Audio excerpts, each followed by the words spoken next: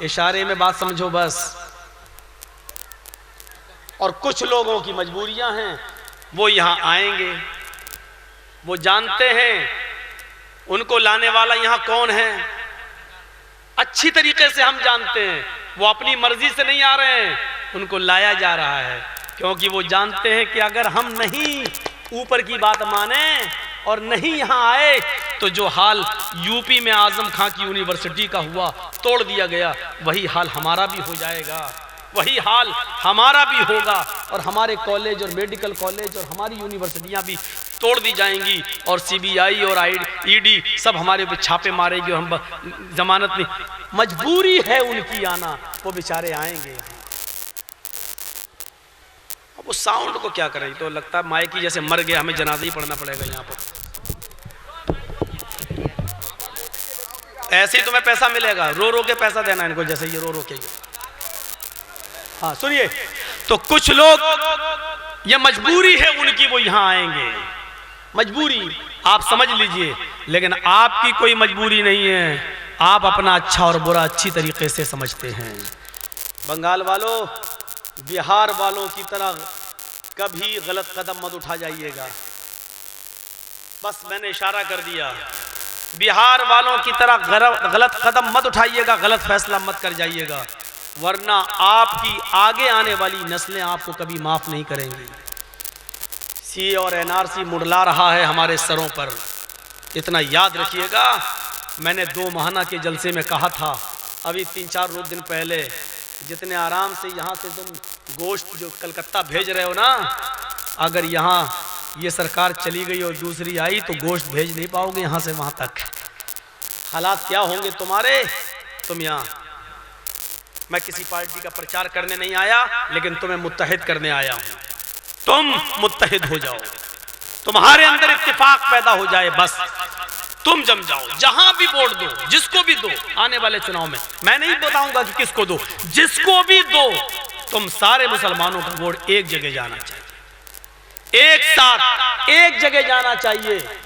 ये सच है, फिर सुन लो, ये सच है कि हम इस देश के प्रधानमंत्री नहीं बन सकते, लेकिन ये भी सच है कि हमारे बगैर कोई दूसरा भी नहीं बन सकता है। इतना याद रखना, हम हैं तो इस देश का मुस्तकबिल है, हम हैं तो इस देश का फ्यूचर है। हम प्रधानमंत्री नहीं बन सकते। तुमने जात और पात और बिरादरियों का ऐसा खेल खेला है, नंगा नाच, कि उस नंगे नाच पर हम देश के प्रधानमंत्री नहीं बन सकते। लेकिन यह भी हकीकत है कि हमारे बगैर तुम भी नहीं बन सकते। इसलिए तुम एक हो जाओ। तुम नहीं बन सकते, लेकिन जिसको बनाओ वो तुम्हारी मर्जी का होना चाहिए। उसको बनाओ जो तुम्हारी सुनने वाला हो, उसको बनाओ जो कलम चलाने से पहले 1000 बार सोचे कि ये कलम चल रहा है, ये भारत के 25-30 करोड़ मुसलमानों के फेवर में है या नहीं है। ऐसा ये इत्तेहाद तुम अपने अंदर पैदा कर लो। तो बात मेरी आगे की तरफ चली गई। अब या तो आप ही सुना दीजिए या मेरी सुन लीजिए। अब इतने आप इधर आइए भैया, इधर आ जाइए। तो सुनिए मेरे प्यारे साथियों, क्या कहा था तुलसीदास जी ने, यहां पक्षपात कुछ ना राखूं, आज मैं किसी की तरफदारी नहीं करूंगा, आज मैं किसी की तरफदारी नहीं करूंगा। तरफदारी समझते ना, किसी की हिमायत नहीं करूंगा, ना हिंदुओं की ना मुसलमानों की। आज मैं किसी का फेवर नहीं करूंगा, ना हिंदुओं का ना मुसलमानों का। वेद पुराण सत सत भागों, हमारी किताबों में, वेदों में और पुराणों में जो कुछ लिखा है उसको मैं सही सही बताऊंगा। ये लीजिए तुलसीदास जी के जुमले देखो, आज हिंदू मुसलमान सिख ईसाई में किसी की तरफदारी नहीं करूंगा। हमारी किताबों में, वेदों में और पुराणों में जो कुछ लिखा है उसको मैं बिल्कुल सही सही बताऊंगा। क्या लिखा है पुराणों में? देश अरब भरग लता सहाय, अरब का देश, अरब का मुल्क 14वीं रात की चांद की तरह चमकेगा। हम तो समझ रहे हैं पब्लिक ही शोर कर रही है, स्टेज पर भी थोड़ा सा वो हो रहा है। स्टेज पर तो लोग ऐसा ना करें। देश अरब, भारत, लता सहाय, अरब का नाम मौजूद, अरब का देश, अरब का मुल्क 14वीं के रात के चांद की तरह चमकेगा। सोतियल भरमगत सुनो घकुराए, अनहोनी बातें दिखाने वाला, अनहोनी चीजें दिखाने वाला वहां पैदा होगा, यानी मौजिजे दिखाने वाला। मौजिजे, अनहोनी जो दूसरों से ना हो सके उससे होगा। उंगली का इशारा किया, चांद के 2 टुकड़े हो गए। अबू जहल ने पूछा मेरी मुट्ठी में क्या है बता दो तो मैं ईमान ले आऊंगा। अल्लाह के नबी फरमाते हैं इन मुट्ठियों को अपने कान में लगा ले, तेरी मुट्ठी में जो कंकरियां बंद हैं वो मेरा कलमा पढ़ रही हैं।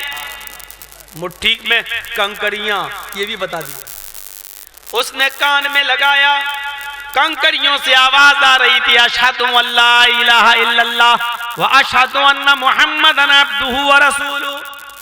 अबू जहल ने कंकरियां जमीन पर फेंक दी और कहने लगा ये तो मोहम्मद का जादू है। लोमड़ी को अंगूर नहीं मिलते तो कहती खट्टे हैं। जब दिखा दिया चमत्कार मौजिजा तो कहने लगा नहीं नहीं नहीं नहीं, ये तो जादू है,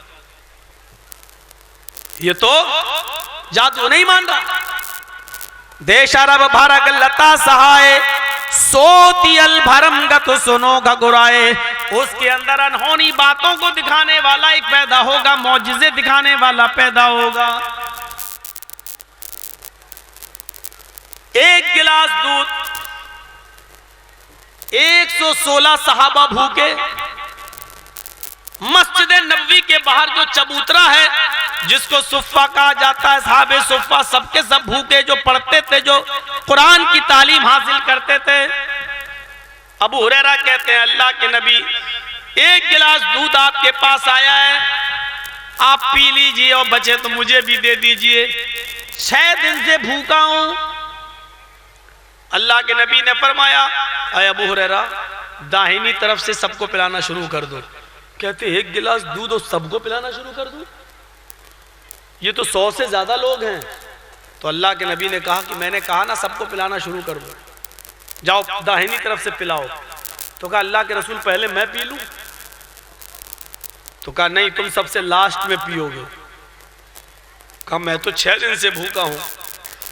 कहा नहीं, तुम पिलाओ सबको। पहले को दिया, लो।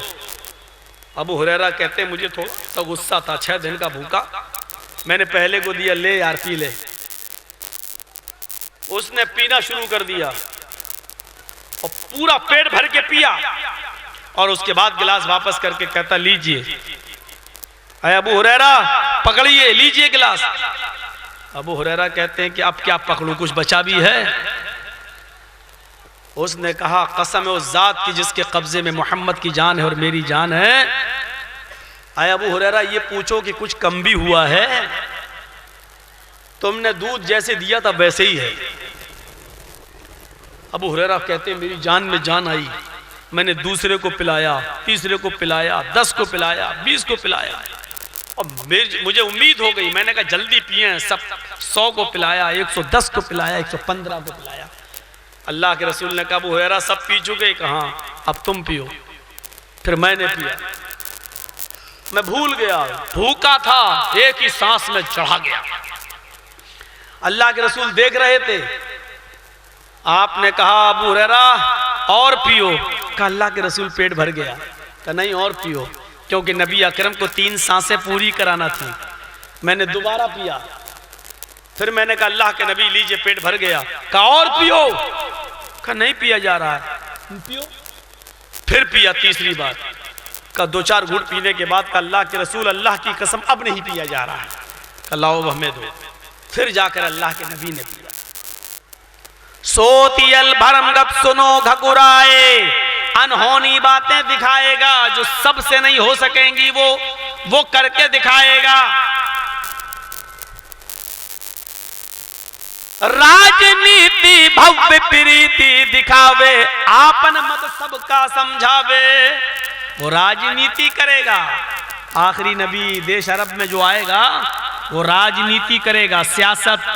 लेकिन आजकल की सियासत नहीं, आजकल की सियासत तो इतनी गंदी हो चुकी है कि दोबारा इलेक्शन में हमारी सरकार दोबारा आ जाए, इस सरकार को कैसे दोबारा आना है, तो अपने ही सैनिकों को मरवा देते हैं, पुलवामा हमला करवा देते हैं। ये इतनी गंदी राजनीति हो गई है।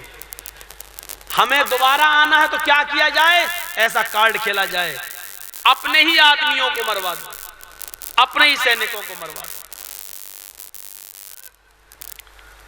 वो भी राजनीति करेगा, वो भी हुकूमत चलाएगा। राजनीति भव्य प्रीति दिखावे, वो राजनीति करके दिखाएगा। आपन मत सबका समझावे, लेकिन अपना मत लोगों को अच्छी तरीके से समझाएगा। नरमी की जगह नरमी करेगा और सख्ती की जगह सख्ती करेगा। अल्लाह के नबी ने राजनीति की, नरमी की जगह नरमी की और सख्ती की जगह सख्ती की। नरमी की तो इतनी नरमी की, सख्ती की तो सख्ती की इंतहा कर दी।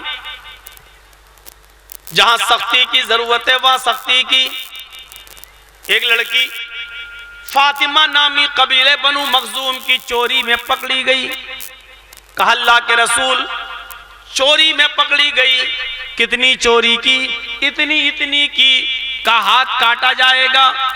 बड़े ऊंचे घर की है, बड़े ऊंचे खानदान की है, बड़े अमीर बाप की बेटी है, छोड़ दिया जाए वरना नाम खराब हो जाएगा। आपने कहा हाथ काटो। उसामा इब्न ज़ैद को भेजा गया, जो करीबी है नबी अकरम के, बहुत करीबी हैं नबी अकरम के। वो सिफारिश लेकर आते हैं, हाय अल्लाह के रसूल मेरी बात मान लीजिए, आप मेरे बहुत करीबी हैं, मैं सिफारिश लेके आया हूं कि उस लड़की को छोड़ दो, बहुत ऊंचे घराने की है, लोग बड़ा मजाक उड़ाएंगे। अल्लाह के नबी सल्लल्लाहु अलैहि वसल्लम ने कहा अतशफ़उ फी हुदूदिन मिन हुदूदिल्लाह, फी हद्दिन मिन हुदूदिल्लाह, तुम अल्लाह की हदों में से एक हद में सिफारिश लेकर आए हो। जिस हद को अल्लाह ने कायम किया है उस हद को मुझसे तोड़ने के लिए कह रहे हो, नहीं, उसका हाथ काट दो। हाथ काट डाला गया। सख्ती देख रहे हैं कितनी की, बार बार सिफारिशें की जा रही हैं, लेकिन सख्ती कर दी अल्लाह के रसूल सल्लल्लाहु अलैहि वसल्लम ने। हाथ काटो, काट दिया गया। और काटने के बाद फरमाया, जब उसका हाथ काट दिया गया उस लड़की का, तो आपने वो जुमले कहे जो हदीस की किताबों में आज भी मौजूद है, लोगों ये तो कबीले बनु मखजूम की बेटी थी फातिमा, जो चोरी में पकड़ी गई और उसका हाथ कटवाया मैंने।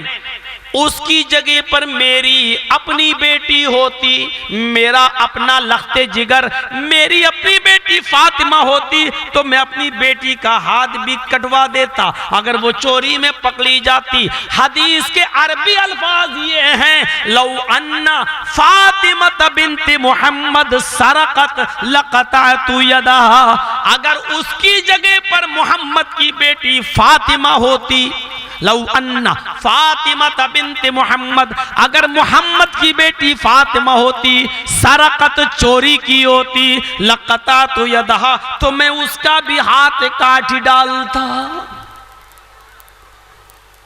तुम किसकी बात कर रहे हो, मैं तो अपनी बेटी को भी नहीं छोड़ता। सख्ती की तो इतनी सख्ती,